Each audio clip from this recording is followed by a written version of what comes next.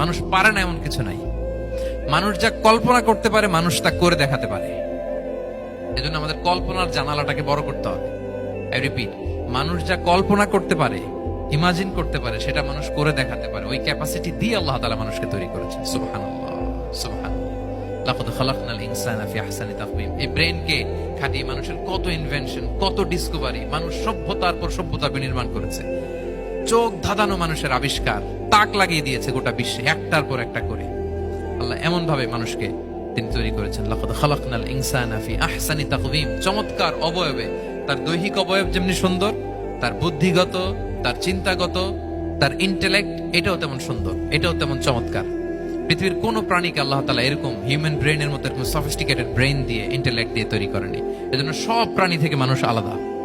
সব প্রাণী থেকে মানুষের চিন্তা, বিবেক, বুদ্ধি এগুলো আলাদা।